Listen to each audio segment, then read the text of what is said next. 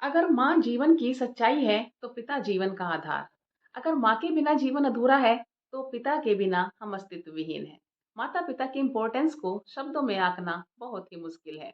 चलिए सुनते हैं आज एक अच्छी सी कहानी पिता-पुत्र की। एक बार एक पिता-पुत्र समुद्र के रास्ते नाव में बैठकर कहीं जा रहे थे और काफ़ी दूर चलने के बाद उनकी जो नाव है, वो रास्ता भटक गई और वे 2 टापुओं के पास जाकर फँस गए। अब थोड़ी देर बाद उनकी नाव भी वहीं टूटकर गिर पड़ी। अब दोनों बहुत ही परेशान हो गए, हताश और निराश। बचने का कोई रास्ता ही नहीं सूझ रहा था। फिर पिता ने अपने बेटे के सिर पर हाथ फेरते हुए कहा कि बेटा, लगता है अब हमारा अंतिम समय आ गया है। यहाँ से बच निकलना तो बहुत ही मुश्किल लग रहा है। बेटा भी रुआसा होकर बोला, हाँ पिताजी, आप सही कह रहे हैं। यहाँ से निकलना तो लगभग असंभव सा ही है और यहाँ पर हम किसी से संपर्क भी तो नहीं कर सकते। तो पिता कहता है कि चलो, अब यहाँ से बचना तो मुश्किल है, पर एक बार एक आखिरी प्रयास कर लेते हैं। भगवान से प्रार्थना करने का प्रयास। और भगवान से सच्चे मन से प्रार्थना करते हैं। तुम ऐसा करो, दोनों टापुओं में से एक टापू चुन लो और उस पर बैठकर सच्चे मन से भगवान की प्रार्थना करो। अगर तुम मन में सच्चाई होगी, तो भगवान तुम्हारी अवश्य सुनेंगे। और बेटे ने ऐसे ही किया। पिता भी दूसरे टापू पर जाकर भगवान से प्रार्थना करने लगा।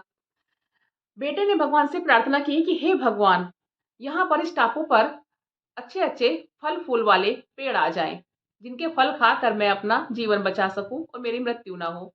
भगवान ने उसकी तुरंत सुन ली और वहाँ पर अच्छे-अच्छे फल वाले पेड़ आ गए। बेटे के मन में थोड़ा-सा लालच आ गया। बेटे ने कहा कि हे भगवान, यहाँ पर एक अच्छी सुंदर सी लड़की आ जाए, जिसके साथ मैं रहकर अपना यहीं पर जीवन यापन कर सकूँ। भगवान ने उसकी ये प्रार्थना भी सुन ली और वहाँ पर वो देखता है कि एक सुंदर और अच्छी-सी लड़की खड़ी हुई है।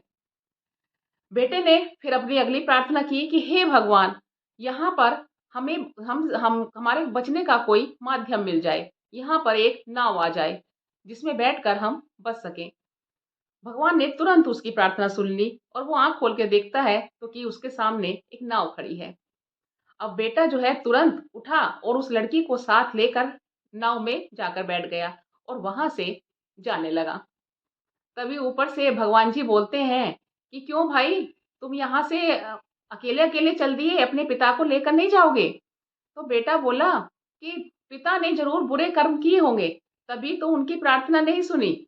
मैंने तो ज़रूर अच्छे कर्म किए थे, तभी तो भगवान ने मेरी प्रार्थना एकदम से सुन ली और मेरी सारी इच्छाएँ पूरी कर दी।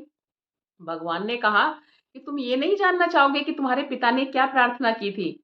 तो बेटा बोला, बताइए क्या प्रार्थना की थी? तो भगवान कहते हैं कि तुम्हारे पिता ने सिर्फ एक प्रार्थना की थी कि मेरा बेटा आपसे जो भी माँग रहा है, आप उसे पूरा कर दीजिए। आप मेरे बेटे की इच्छा को पूरा कर दीजिए। अब ये बात सुनकर बेटा बहुत ही शर्मिंदा हुआ। उसे अपनी गलती का एहसास हो गया। फिर वो दूसरे टापू पर गया, अपने पिता से माफ़ी माँगी और फिर अपने पिता को लेकर वहाँ से चला गया। तो इस कहानी का सार ये है कि माता-पिता की अपनी कोई भी इच्छा नहीं होती। वे अपने बच्चों की इच्छा में ही खुश रहते हैं। उनकी सिर्फ़ एक छोटी-सी इच्छा होती है कि उनके बच्चे उनसे प्रेम से बोलें, उनका सम्मान करें और उनके साथ थोड़ा-सा समय बिताएँ। इससे ज़्यादा माता-पिता का अपना कोई भी निजी स्वार्थ नहीं होता। तो ये कहानी सुनने के बाद बच्चों, मुझे पूरी-पूरी उम्मीद है कि आप अपने माता-पिता को सम्मान ज़रूर देंगे और माता-पिता के साथ प्यार से बोलेंगे और उनकी बातों को मानेंगे।